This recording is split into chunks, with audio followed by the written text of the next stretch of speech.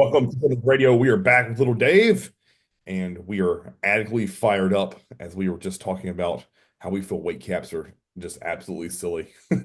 It's bodybuilding Yeah, today, and there's no such thing as this stupid main gaining that's going around right now. Like, if you want to be big, and when you walk into a room, everyone looks at you, like, you can't stay sub 8% body fat year round. And if you can, you're a genetic freak like Michael Lockett, and you aren't listening to this podcast anyways. You're eating licorice rope and growing. So, yeah, that is true. yes, yes.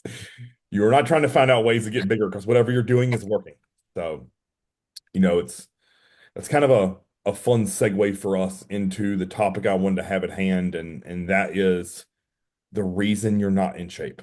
And I think a lot of times when competitors start their competitive year and they begin their path down a meal plan, they either are in a bad spot with body composition, meaning it's they've got letting their out like all season get out of hand, and that's from either being lazy with cardio, eating more free meals than they should, or getting fancy with it if it fits your macros.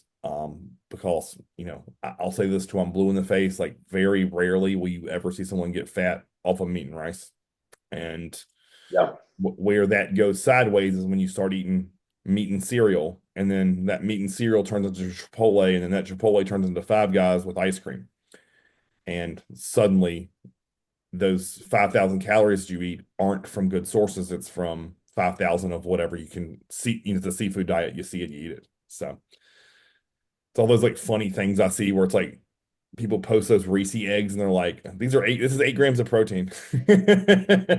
Yeah. dude, that shit drives me so far up a wall. Like, there's two companies that are big here in Utah because they both started here in Utah, Oh, okay. and they make the Perfect Food bars and Good to Go bars. Okay. You probably see them. They're Yes. nationwide now, but they literally started here in Utah. Yeah. Um, their base is peanut butter, honey, and protein powder. Right? And when you look at the ingredients, there's the perfect food bars are 16 grams of protein, Okay. and the good to go ones are 18. Okay. The first ingredient is peanut butter, and each bar has 25 grams of fat. Yes. Yeah. How much of that protein is coming from whey isolate? I would say less than a quarter.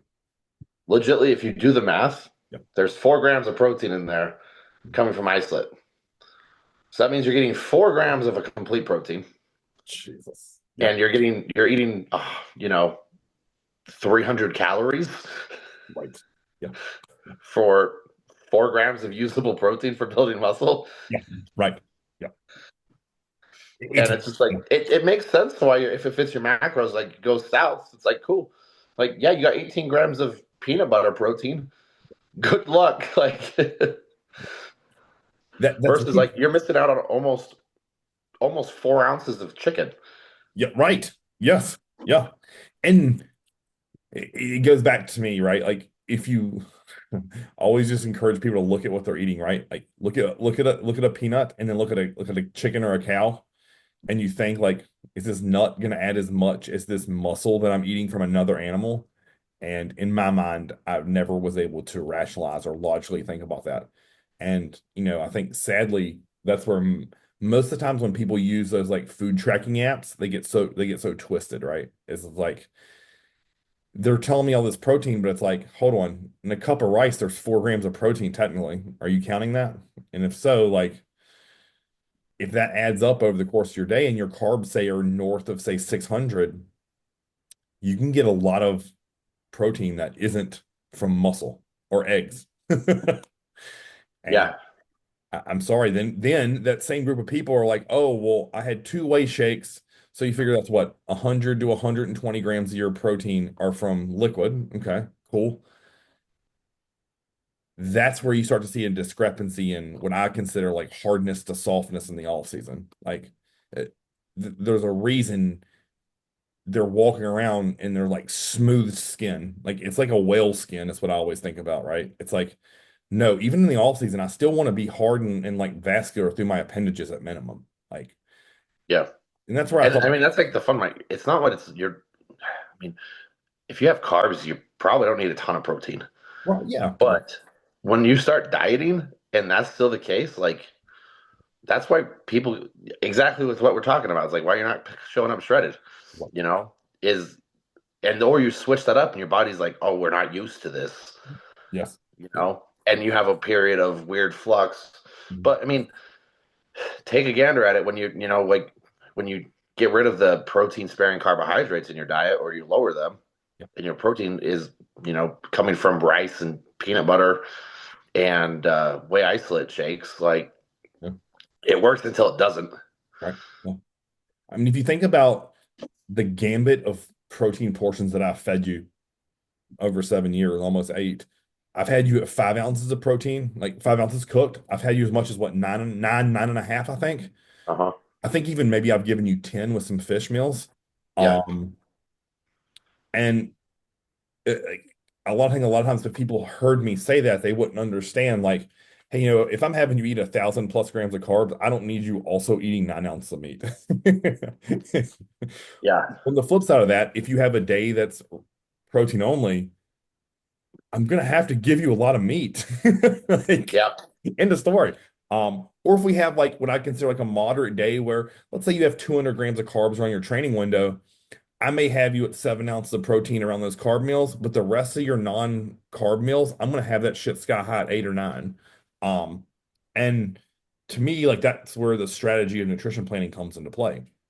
So yeah, you're right. Yeah. In the off season, God, I've had you grow off of 6 ounces of protein on a base Mhm. day and on off days. And then if you do a high day, I might take it down to 5. I think maybe I've even done you as low as 4. I'll have to look back at my notes, but I don't remember ever going to four, okay, okay. but we've definitely done five. Yeah, I yes. think that's Yeah, probably just me feeling like a bikini girl yeah, yeah, yeah, yeah. because like food's never usually a problem. So Mhm. 4 ounces of meat is like that. I know we've done that on some like carb ups in prep. Yes, yeah, yeah, yeah. Right. I think that's what I was referring to. Is Yeah. I think I've even had you do protein without meals, meaning like just carbs and fat. Um, Uh-huh.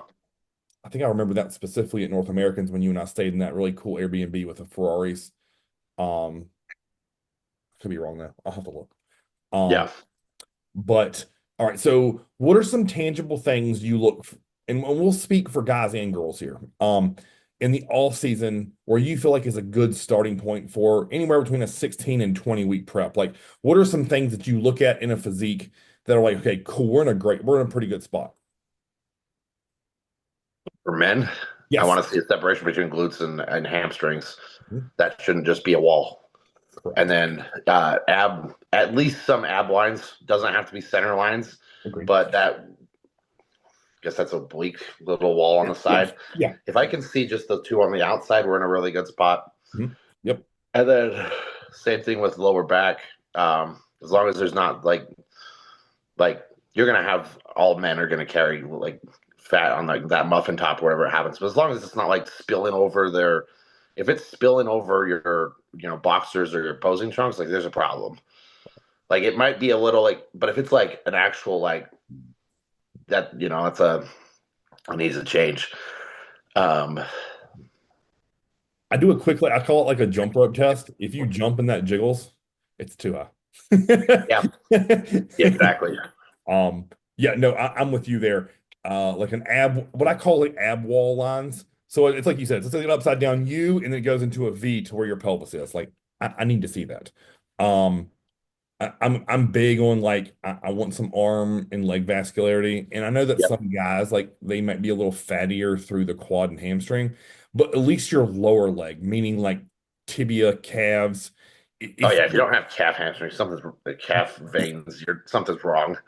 Correct. Correct. And I mean, look, speaking about you, speaking about me, like if I don't have some visible split in my hamstrings, that I'm worried personally. Yeah, yeah, Um, if I can't see quad striations, and I don't even know if I've ever been there. Maybe I've been so fat once that it was, but like I need to see some quad separation personally. yeah. But you and I don't hold a lot of fat there. No, So where some guys I know like have a tendency to be a little bit more fattier in the lower body, a lot of times I think that may be like an overlooked issue of your estrogen being too high. And I think that needs to be addressed through blood work to at least yeah. cross that off the list. Because that stereotypically is a female side effect of off season, right? Where they'll lose all separation. It's almost like that just smooth leg, which isn't an issue for me with females. But if that's you and a guy, like I always start to get worried for that. Like, I'm not saying you need to be split to the hip, but like the outline of your VMO, and if you like squat down from the side, if you can't see like quad to hamstrings, like the delineation there, I'm getting worried for most guys. Yeah. Um, I And I even just yeah, also, I mean, with the estrogen thing, that's also not always, yeah, that can be things in your diet, yes, you yep, know? yep, That doesn't just mean cycle design. Like, correct. that does Yeah, not mean go pop some Arimidex. no, Like, no, no. in off season, like, if you're, my opinion is you probably shouldn't be using Arimidex off season at all, Right, you agreed. know, because if you're really have that high of estrogen, like, something is dosing, frequency, something's wrong. But random tangent, we can get back. Right. No, but that's a very important point because I think most people may have heard that and said, "Oh, Novadex, Arimidex, Aromacin, Estracort, all that stuff needs to be put in play." And I'm like, does it? Like, let's look at the root causes of a lot of this shit. So if you have soy in your diet, if you do a lot of dairy, these are all things that I'm going to look at. I'm trying to think what else. Like, I even believe this, and I know some people might say, Chris, go eat a dick. Like, if you can't see some glute lines in a side chest, I'm like, oh shit, like I'm getting a little worried for a lot of my guys. If you have trouble getting in shape, like if you're someone who isn't always peeled on stage, if you don't have that at the start of say 16 weeks, I'm like, fuck man, we got to jump on this gas pedal and quick. And you're going to probably do some hit cardio real fast out of the gate with me. Yeah. Yeah, I think all in all, like that's what I want to look at as a physique. For women, I think it's a little bit different because obviously women are going to carry a little bit more body fat for the most part. Even like pros that I work with who are in open categories, I don't need them super peeled year round because that's not going to be ideal for the female body. And I know that each level of leanness is person to person there. So Yep. just be mindful. It's all very similar things. Like I have some girls, they have abs year round. It's not a big deal. I have like Yeah. Tina, for example, her glutes have never been out. Like Yeah. they're always in. Um, where I think she's a little bit more on the extreme side of I can feed her a ton of food, pull the cardio out, be on like very, very moderate supplements, and she's still really hard. And that's atypical. I think most women, it's more of like a softer look all around. Like they're gonna have probably a little bit less impressiveness through like the delt because it's not gonna be capped because all that shit's not dug out. I wanna see like almost like maybe hourglass is the wrong way. There needs to be taper, right? Yeah. Shoulder to I'm waist. almost always really, as long as the back, for females, I find with the back is the last thing to add fat to. Yeah, right. So, like that upper, that basically center line just around their shoulders, if Yes. that starts getting fatty, we've gone way too far. Yeah. Yeah. If that meat starts hanging over your sports bra, I'm worried. Yeah. Agreed. Yes, 100%. And it's the same way, like if you if you start to get like pretty severe, or not even pretty severe, if you start to get noticeable cellulite through your ass and hamstrings, depending on what category you're in, that gets worrisome for me too. So Yeah. anything like figure, honestly, wellness at this point, anything like wellness and above, so anything but bikini, I'm getting a little worried. Um, Yeah. to be brutally honest. Um, and that's any type of cellulite from that's from quads, hamstrings, and glutes. Like we just need to be mindful of that. Because if it gets too out of hand, you might run into some like loose skin issue around the glute hamstring, and that's never going to be scored favorably for females, especially when you're walking. And that jiggle, we got to be very super leery of that. So, Yeah. um, And I think the biggest thing, like we're talking about here, what I think is just we just haven't discussed it is we're talking about getting lean for a show and we're all in the off season. yes, You know, yes, it's like that should be, big fucking light bulbs going off in all of our heads. yeah, It's not the 12 weeks you're in prep when you get lean. It's how you set up yourself for the prep. And that all happens from the end of if you start with a coach and you never competed before, it starts that day. yeah, agreed. If, Yes. if you just finished the prep, it legitimately starts that Sunday. Yep. of how your next prep goes is what you do, your actions from the end of the show to the start of your next prep. Yes. And that's where I think like it's almost if you build it, they will come, or if you do the work, you will be shredded. Yes. Yes. Because like your goal in the off season is just going to be start like how can we not get fat by Hmm. increasing training and increasing food together so that we basically turn people into blast furnaces. Like I just had a figure girl compete this weekend, Hmm. and when she came to me, she was eating 1,300 calories a day, and she was at like 32% body fat. Yep. Yep. Uh, Before we started prep, we got body fat off without like by actually increasing food and increasing activity. Yeah. Before we started prep, we had our calories at 3,800 on a training day. So almost a 400% increase. By the way, she weighed 135 at that point. Yep. 135. She's She, eating that many calories. right. She was complaining the whole fucking time about not being hungry. I was like, I don't give a fuck. Yep. I was like, you're not this complaining. You're gonna see how much like you're gonna not complain by the time we get to the end of prep. Because at the end of prep, her training days that she still had 110 grams of carbs Oh, on her that's training. great. Her rest days were fucking zero, but uh, I mean, I can't tell you how many bikini girls. They're like 4 weeks out, they have zero carbs on any fucking day. Oh, yeah. Oh, yeah. You know, so that wasn't because she's a freak or something. That was because she did the work before she dieted. Yep.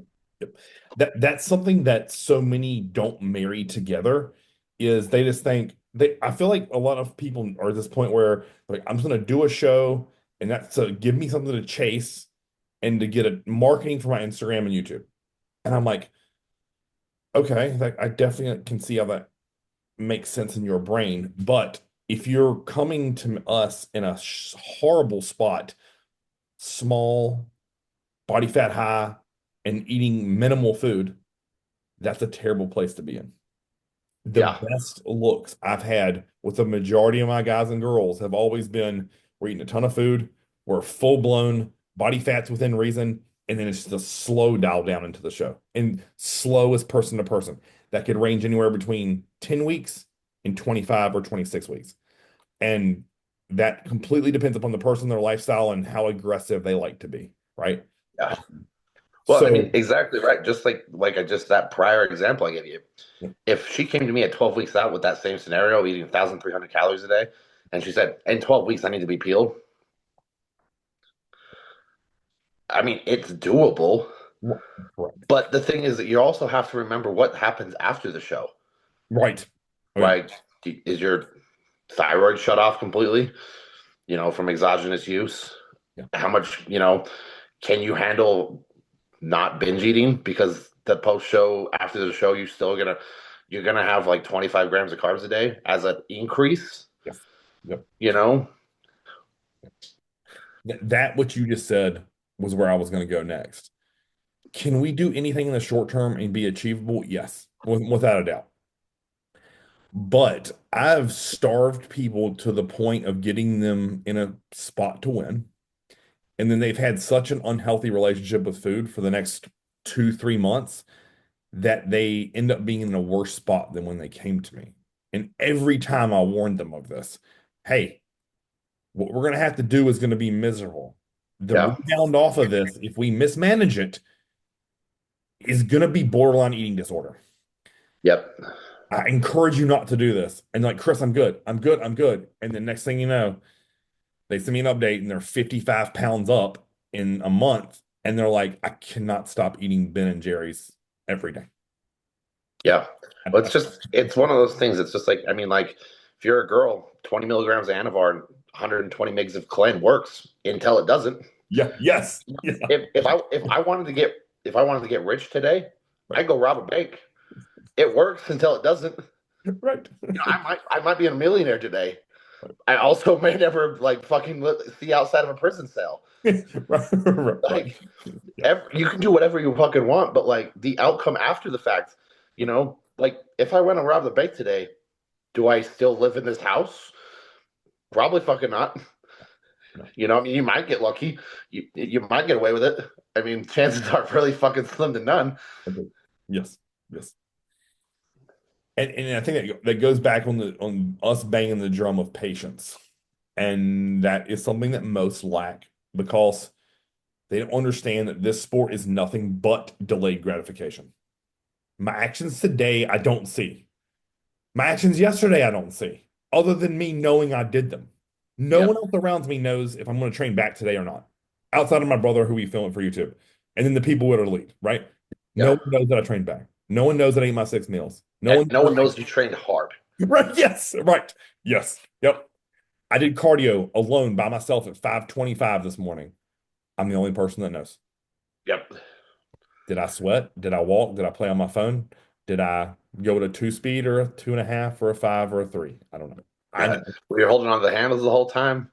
You know, it's those that's what makes bodybuilding, is those things. Like a whole year of doing cardio when you wake up in the morning versus a whole year of waking up and doing cardio in the morning and half-assing it, like two different outcomes. I mean, you could tell everybody I didn't miss the cardio session, but it's like cool. Like, how well did you do said cardio session? It's just like showing up to work. If you show up and you take a call maybe every other hour, and you get one client a week for like you know versus the person who's taking 10 calls every hour, and they're typing up reports and sending them through like a machine. Yeah. They Yeah. both went to work that day. Yeah. Agreed. At the end of the year, what their boss is going to look at their reports and be like, this guy did 10 fucking things every fucking day, and this guy did one. 365 days later, let's just say he worked every fucking day. Yeah. You got 3,000 things done versus 300. Yeah. Oh, that guy just has better genetics. Right. Right. That's yeah. The boss likes him more. That's got to be it. I really that goes back to that fucking fairy tale that I think people tell themselves a lot is they have a dream and it's going to be easy and there's going to be no hiccups. Man, even if you look at every fucking Disney movie, there's always peril. Yeah, Always. Like if you think about the plot of movies, there's never a time where the main character says, "You know what? I'm going to accomplish this goal," and it's smooth sailing. You know why? Because it would be boring as fuck. Like there's nothing to watch. They have enemies, they have adversaries, they have setbacks over and over, failures, they get kicked in the fucking teeth. Like, I need everyone to think about that. Like, you aren't fucking Phil Heath and you're gonna win everything. yeah. You aren't. If you're Well, listening I to this, mean, you aren't. even take again with Phil Heath. Like, Right, right, yeah. he was broke as fuck. Like he was paying for his bodybuilding shows, like working. I think he had two jobs at the time, right? Yep, yep, Like, and he still ate his meals. He still went to the gym. Yeah, he may have some of the best genetics in bodybuilding, but that didn't make him go to the gym. no, no, You know, yeah, he didn't have a payout before he won USA's. Like there was even after he won USA's. There wasn't just like someone walked by. Here's a contract. You don't have to work anymore. yep, yep. And I think that's what's so interesting about this is something I've always found very intriguing about life in general and bodybuilding is, you know, people pray for strength, but they never want it to be tested. They're like, oh man, like if you can give me this willpower to follow the plan. And it's like, well, how in the hell do you think you're going to gain that willpower if it's never tested? Yeah, I if there's a prep that I went through where I'm never sitting on the couch and I'm hungry, I would almost be terrified that I'm doing it wrong. I'd be yeah, like, oh, what's going on? I almost get paranoid. Like the resolve to sit through tough situations to me was always earned and taught to me in the gym, right? Like if we punish ourselves in the gym, everything else is easy.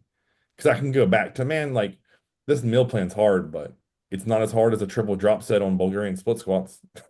yeah, It's just not like, I've done way harder stuff in football. Like this is fucking cake, man. Like just take a deep yeah, breath, breathe through it. Know in 2 hours I get to eat again. Not a big deal. Yes, my feet hurt. Yes, I'm tired. But you know what? So is the guy who is welding for 18 hours a day when he gets off work. His hands hurt, his feet hurt, he's tired. It's no fucking different, man. Like, Yep. Well, and it's like that one quote. I mean, like, if you wanted to make someone patient, you probably wouldn't give them a easy life. right. Oh, Yes. it's what's that? I don't remember the exact quote. It's just like, I mean, if you, if you want to, you want to learn how to be, patient or something like that, you have to do the opposite. Right. Yeah. Yeah. You have to have been going through it. Like, you're never going to have any character trait without having to deal with the opposite. Yes. Yep. Like, good luck. Like, the nicest people I know are the ones who have dealt with fucking demons. Yes. Yep. Agreed. You Agreed. know, Yep. and there's a reason why they're so nice. Because they've seen the other side of it. Correct. Yeah. I think I saw a Navy SEAL guy talk about that once, is he was like, if you knew how much hell I had to fight to become this patient, you would understand. And I'm like, fuck. And like, Yeah, just stone cold look at the camera and say that. And he's like, I pray my kids never see that side of me. And, I think that's what is really cool about that is he knows inside he's a killer and a trained killer, but he prays he never has to use it where, I think the people with ego and a weak mind, like they get a little bit of muscle and they want to show it off to fucking everyone. Where, I get it. I was guilty of that when I was younger, and I'll never forget my mentor wrapping his arm around me. He's like, "Hey, Chris, like, you don't need that cut off one, man. When you're big enough, you can wear a hoodie and people know you're enormous." I'm like, yeah, fuck, you're yeah, right. yeah. You can't hide big. No. No. That So, that's yeah, honestly the funniest thing. It's just like how true that is. right. Like, I can't tell you how many times people are like, they see me when I'm like on the street, or like they like ask you like, so you're a bodybuilder, right? I go to the gym. And people are like, so do you compete in the open?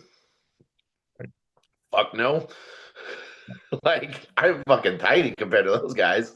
But like, Yep. that's that. Yep. Those are the questions they're asking. Yes. You know, Great. I don't have, I don't need a patch on my gym bag to tell me I'm a bikini competitor, or an athlete. Like, I am that because of my actions Yes. and who I am.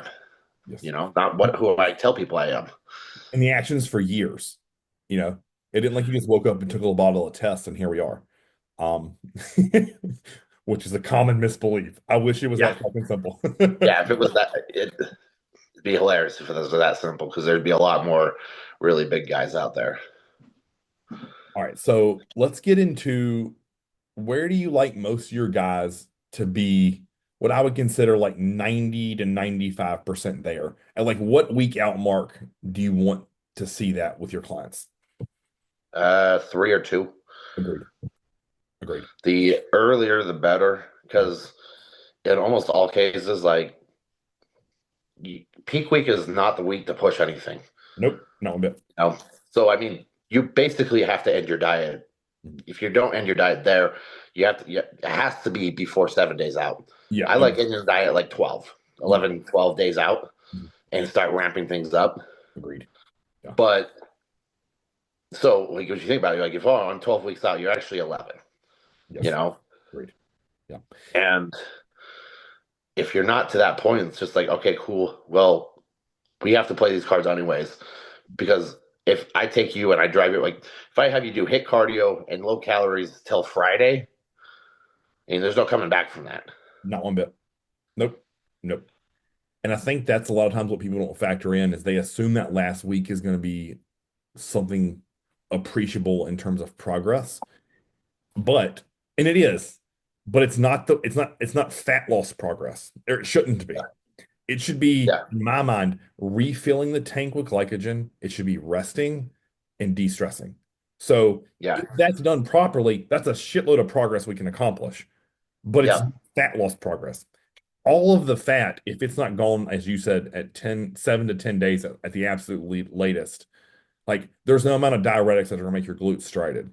Like you yeah. have to come to terms with when you wake up in the morning, that's what your ass is gonna look like on stage or worse, depending on Hmm. how your peak goes. Like, Yeah, very true. yeah, And I mean, that's I think where most people get wrong is that your peak doesn't do anything outside of make you as the best look you can have. It's not going to take pounds of body fat off you. We're just manipulating your food to make sure you're hard, full, and dry. Correct. Yes. And when I say food, like generally that sometimes involves water. Yeah. But Yep. actually, this is a text message I sent one of my clients. He competes next weekend, Uh-huh. and he's just at the end of this. He has all the questions for because he's done two other shows before, Oh. and he's like, all the random questions like, when are we going to start cutting water? When are we going to water load? And he asked me that. He's like, when are we going to start cutting water for the show?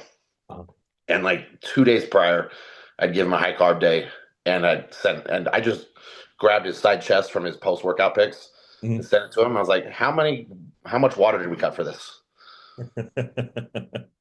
He's like, what do you mean? I was like, this is the best look you've had so far. How Yeah. much water did we cut? And he's like, well, we cut no water. I was like, make it make sense, dude. No. Like, like I don't want to be mean, but like, I know you're capable of this. I've seen this already. Yep. Agreed. Agreed. It's yeah, I think that is a huge misconception that still is somehow around that like the final week is some magical week where fat disappears and the skin just decides to be thin. And I'm all anybody who I've ever had in shape is ready 2 to 4 weeks early. Like we could do a show in that window and I'd be okay with it. Now I'm not saying I haven't had clients that literally it's taken me to the final minute, so to speak, before we reverse Yeah, it for that. That's happened as well. But I'm talking about the looks where like I've always felt the most proud of, where it's like we're there, the skin's thin, it's shrink wrapped to the skin and the bone and the muscle, and it just lays right, and there's no stress. And that's the biggest thing is I know personally, and I'm sure you can echo this, is when you wake up at 2 weeks out and you look in the mirror and you're like, fuck yeah, like the fat is gone. That's a much less scenario than if you wake up, you're like, man, I still got a little bit on my glutes, still a little bit on my hamstrings, my lower abs could be a little bit tighter. Like I have a little bit of like weird loose skin shit around my lower outside pec. Like if that's a scenario where it's like, okay, we're gonna have to really pinch pennies, so to speak, to get the rest of this off. And that scenario is always suboptimal. Um, yeah, so, and listen, I've seen some guys do some crazy shit and peak for a few minutes, but then like you come back at night and it's like, oh, you completely lost it. That was a Hail Mary you had for prejudging.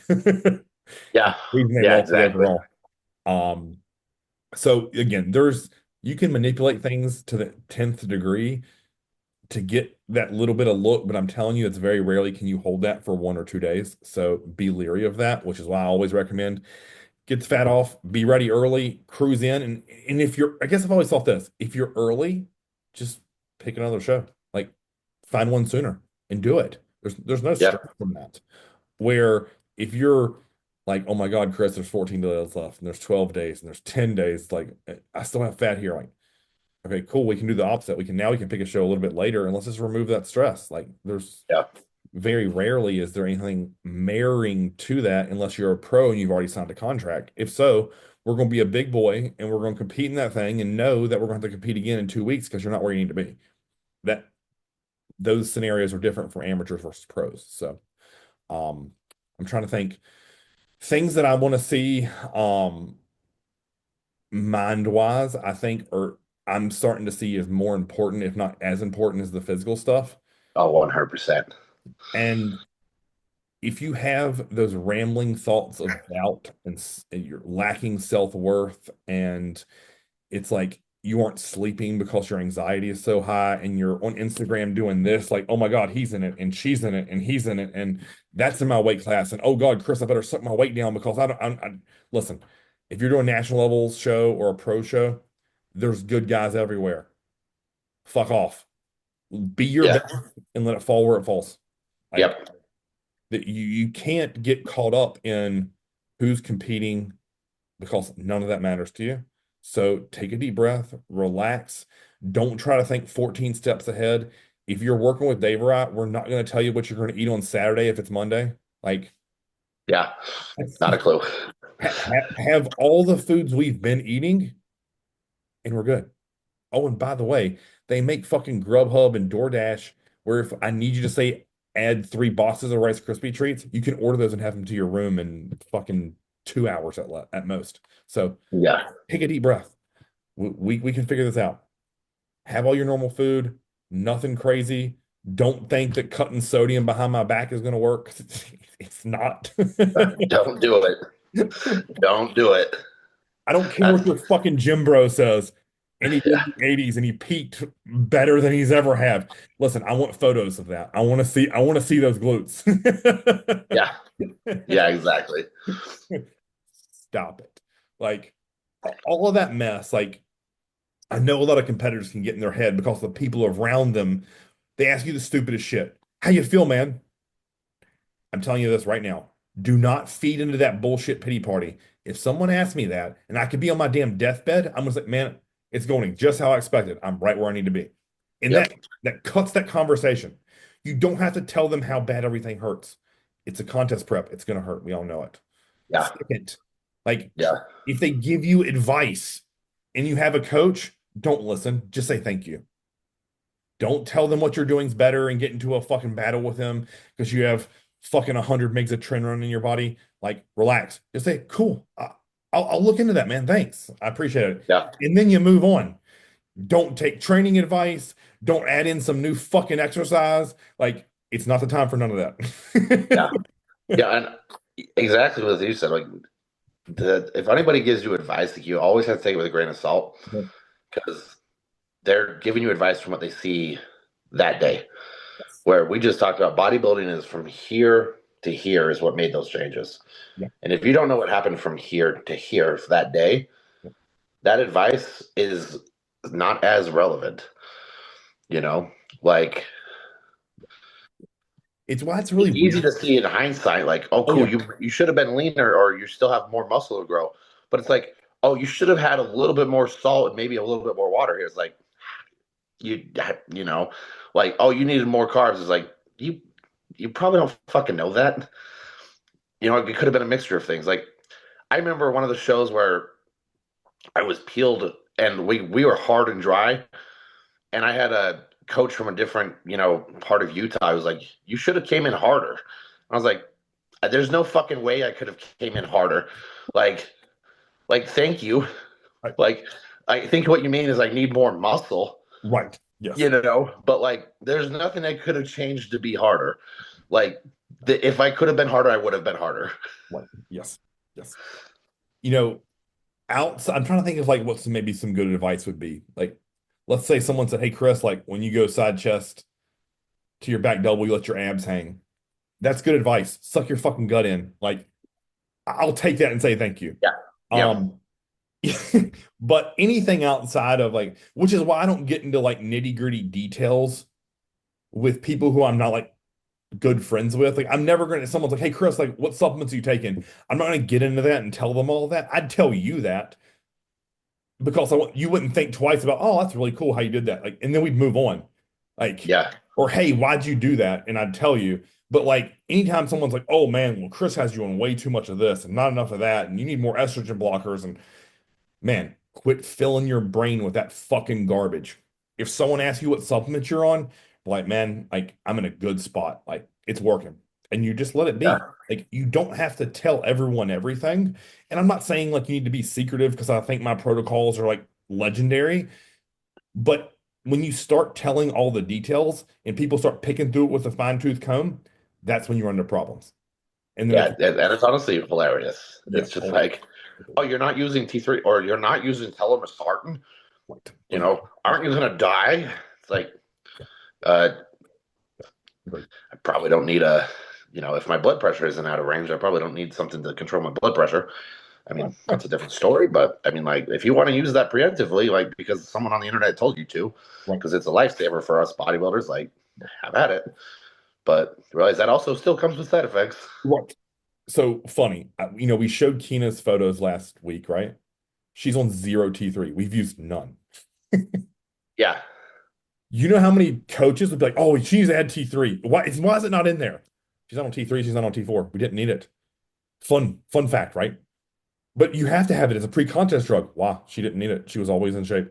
She was, for all the coaches out there listening, she was never at a point, no matter how many weeks were out, where she was behind. She was always ahead. So I didn't add it because I didn't need it. And I know that is weird for some people to hear because that's not the way they coach. Because they're like, oh, at 8 weeks out, we have to have T3 or 12 weeks out or 16 weeks, whatever protocol some guru gave you. But I do everything on feel and look, and I never felt like I needed it for her. So Yeah, yeah, we exactly. didn't use it. So again, she could show someone her supplement protocol and she could probably compare it to other pro IFBB women bodybuilders, and they would probably say, man, you're not on nearly enough stuff. Well, guess what? This is the biggest she's ever been and the leanest she's ever been. So what we're doing is working. Shut the fuck up, which is why I Yeah, share what I give anyone. Everyone's always got an opinion. And yeah, there's very few people who I value what they're going to yeah. say. Super true. How's that for Yeah, honest? yeah, the most honest thing on the planet. So, you know, from the mental side, I really encourage everyone, like, if you find yourself getting to be a stress and anxiety ball, do something that brings you joy. And that could be read a book, that could be go for a walk, that could be doing some meditation, that could be going to the movies, it could be fucking your girlfriend. I don't know, fill in the blank. Whatever it is, do that and step away from this world. Put your phone down, stop scrolling Instagram.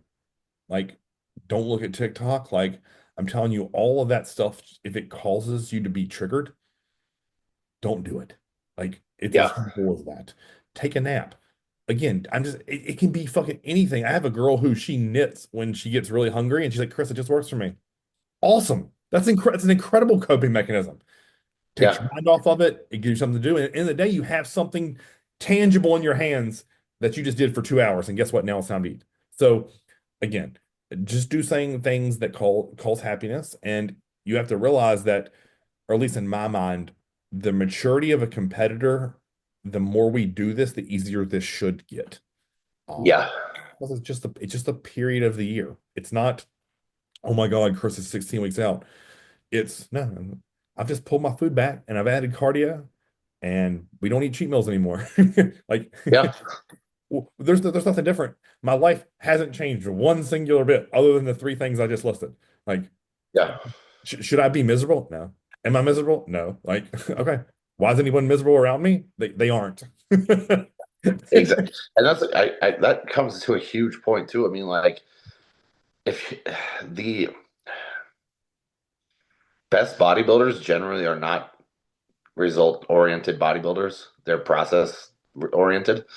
You know, they take pride in how they do things, not just taking pride in how they won things, Yes. Yes. you know. And I know that's a hard concept for some people to get, but the that's I mean, that's where at the in the prep, like, you know, you're gonna have days where you're like, is this really worth it? And if you're just goal oriented, like you're like, oh man, it's not worth it. Just to, you know, this it's a $3 trophy or whatever. But if your mindset's like, sweet, this is why I'm doing it, and this is how I do it, you just broke it down to a smaller goal. Agreed. It's much easier to do, you know, and you're gonna take so much more pride in doing things because you're involved in the process and not just the outcome.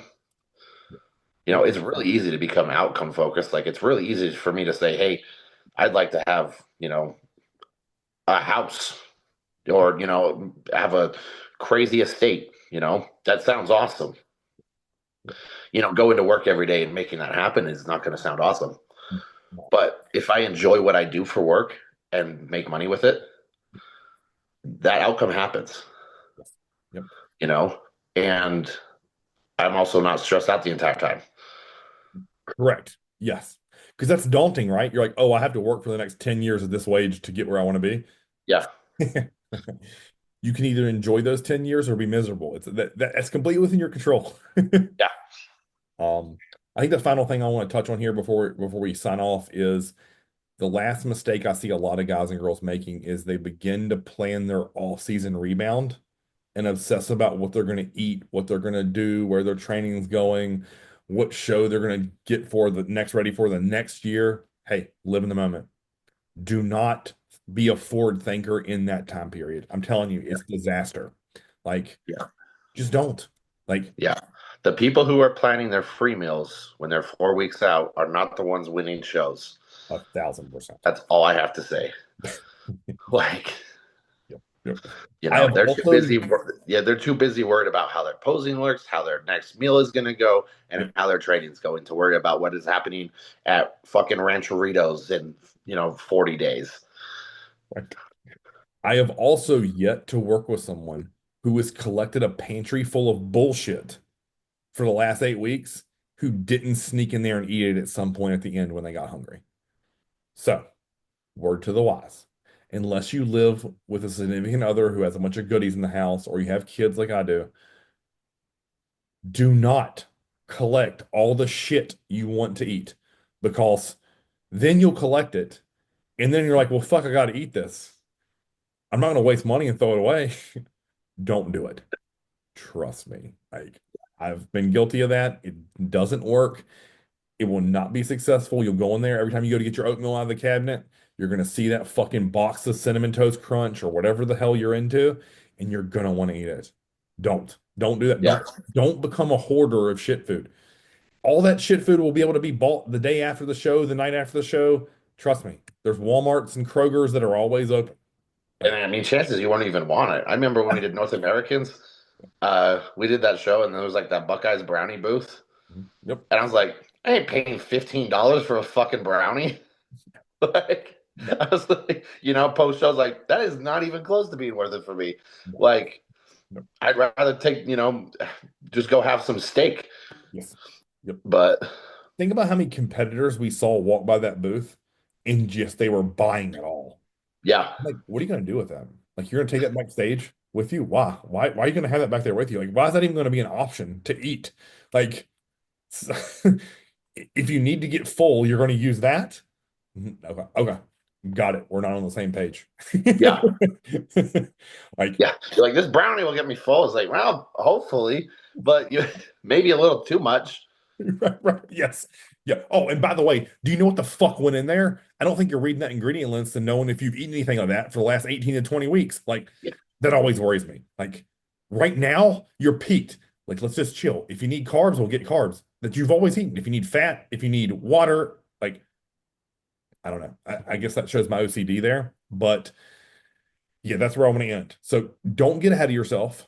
There's plenty of time post show to plan on what you're going to do for your training if you don't have a coach. There's plenty of times to think about, where you're going to take your carbs and all that kind of stuff. Like all of that, I know it can feel exciting and be somewhat mind distracting, but it also distracts you from the goal at hand, and that is getting all the fat off and being your best on stage. And I think that's exactly where I want to end. So until next time, Chris, Dave, be peeled early and then don't fuck it up at the end.